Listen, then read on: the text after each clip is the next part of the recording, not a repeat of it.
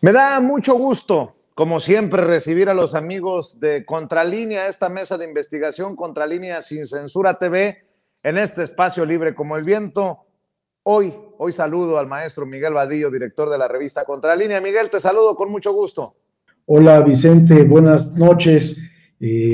Saludos a todos, a toda tu audiencia, tu amplia audiencia, Vicente. Oye, Miguel, pues reapareció Ernesto Zedillo queriéndonos dar clases o consejos de a quién elegir en el 2024, algún personaje que no prometa lo que no se puede cumplir. Dice que el que venga no debe de seguir señalando al pasado ni a otros por sus cosas. Y bueno, la pregunta es, ¿con qué autoridad moral? Aquí hemos exhibido desde el Fobaproa hasta las matanzas que se registraron cuando Zedillo fue presidente de la República, y hay un expediente ahí que ustedes están retomando en la revista Contralínea, Miguel. Sí, mira, yo hice una columna a propósito de lo que dijo Zedillo, porque además de que este expresidente sin reconocimiento social, más bien hay un repudio social a Ernesto Zedillo, precisamente por todo lo que hizo y lo que no hizo también. Es un sujeto que, pues como tú bien dices, no tiene autoridad moral y además ahora que aparece, porque aparece de vez en cuando en foros internacionales, lo hace con un enorme cinismo, como si su mandato hubiera sido un mandato digno de recordar por las cosas positivas que se hicieron, cuando es todo lo contrario, Vicente. Además, hay que recordar cómo llega a la presidencia, antes de entrarle al tema duro, que es el que vamos a comentar hoy en torno a Zedillo y su familia política. Es un sujeto que llega a la presidencia después de que asesinan al candidato priista Luis Donaldo Colosio.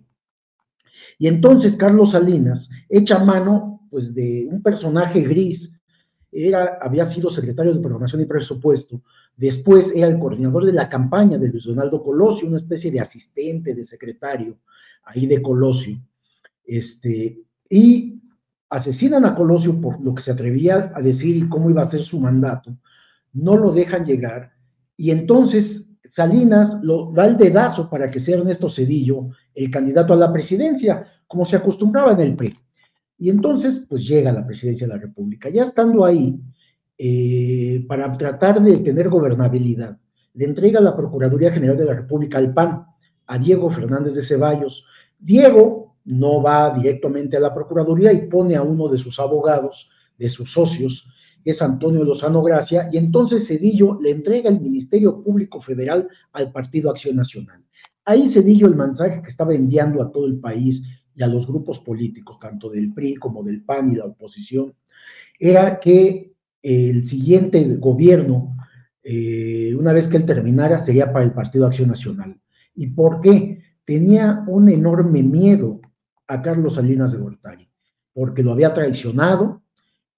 Acuérdate que aquella toda investigación que se hizo con Brujas, la famosa PACA, que sabía dónde estaban los muertos y no sé cuánto, toda una farsa, que es impresionante que vendieran esto como unos hechos reales, noticiosos, pero además reales para saber el destino de los asesinados, aquel diputado Manuel Muñoz Rocha, el mismo Ruiz Massieu, José Francisco Ruiz Massieu, en fin, un manejo de la justicia terrible que hubo en este sexenio.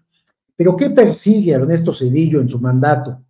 Todavía está muy vigente porque en su gestión se dieron las masacres más brutales que haya habido en este país de indígenas. Está Aguas Blancas, 28 de junio de 1995, está Actial en Chenaló, Chiapas, 22 de diciembre de 97, está El Charco en Ayutla de los Libres en Guerrero, está El Bosque también.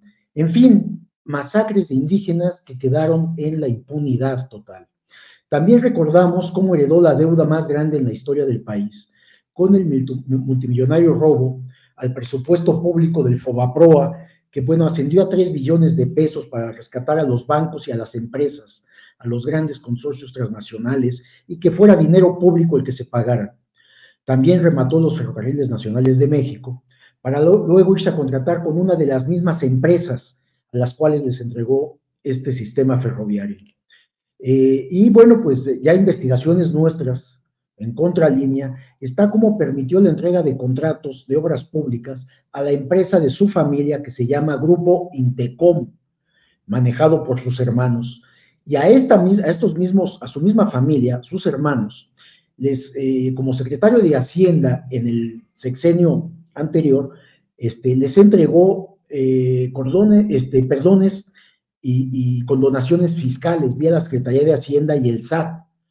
Ya como presidente, sus hermanos Ponce de León, Cedillo Ponce de León, pues les permitió todos los excesos y les condonó el pago de impuestos y, en fin, hizo un trabajo ahí con quien era su secretario de Hacienda, José Ángel Gurría, que ahora, por cierto, está como coordinador del proyecto de nación de Xóchitl Gálvez del PAN.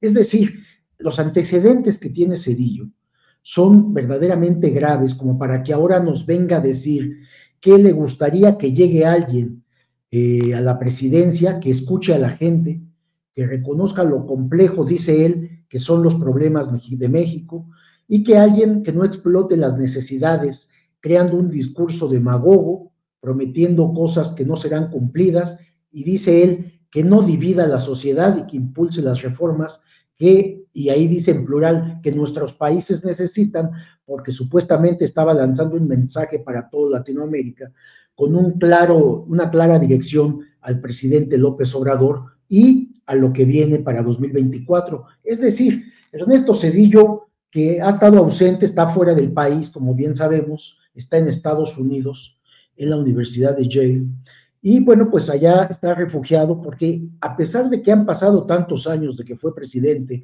que traicionó a Carlos Salinas de Gortari y que finalmente le sigue teniendo un enorme temor, pues huyó del país y no viene a México. Él desde allá en un foro internacional pronunció estas palabras que lo vuelven a meter en la discusión política del país.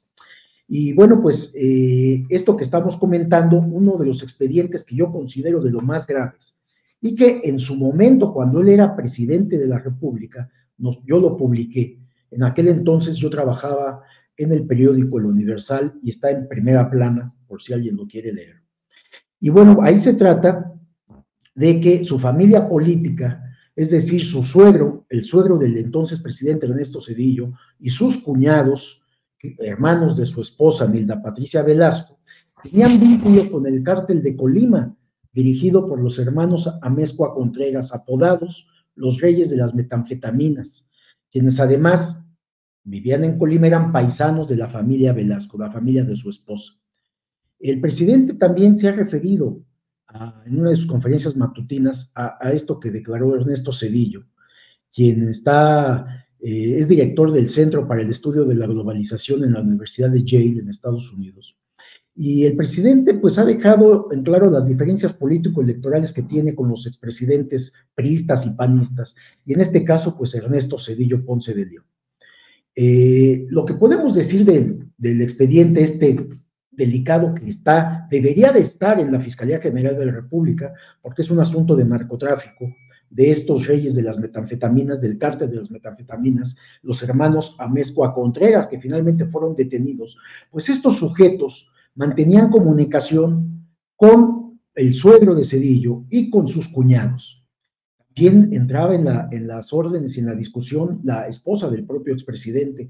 Hay unas grabaciones, Vicente, que hizo en aquel entonces el general Gutiérrez Rebollo, que era el encargado, el zar antidrogas del país, un general militar con reconocimiento, y que investigando a los hermanos Amezcua, que eran las primeras, los que introducían drogas sintéticas y estaban produciendo y enviando a Estados Unidos, es cuando se empezaba a dar esto de las drogas sintéticas. Estos eran los que las controlaban. Bueno, Ernesto, la familia de política de Zedillo mantenía comunicación con ellos y hay pruebas documentales. Entonces el general Gutiérrez Rebollo, investigando este grupo criminal del narcotráfico, pues descubrió que sostenían llamadas también con la familia política del presidente. Y elaboró un informe, un expediente que entregó al entonces secretario de la Defensa y que entregó a la presidencia de la República. cuando el general Gutiérrez, cuando el secretario de la Defensa lleva esta información a Los Pinos con Ernesto Zedillo, pues dan la orden de desaparecer este expediente, de borrarlo, de echarlo al archivo, y ordenan una investigación en contra del general Gutiérrez Rebollo por supuestos vínculos con Amado Carrillo Fuentes. Y le cuadran todo un proceso penal que lo lleva a una detención inmediata, y se enferma en ese momento de la detención, se pone mal el general y lo meten al hospital militar custodiado por militares. Y de ahí pues va a prisión, acusado de vínculos con el narcotráfico. Es decir, voltean toda la investigación, quitan el expediente que él había armado contra los hermanos Amezcua Contreras, que de hecho no era ni siquiera contra la familia política del expresidente Zedillo, y lo acusan a él.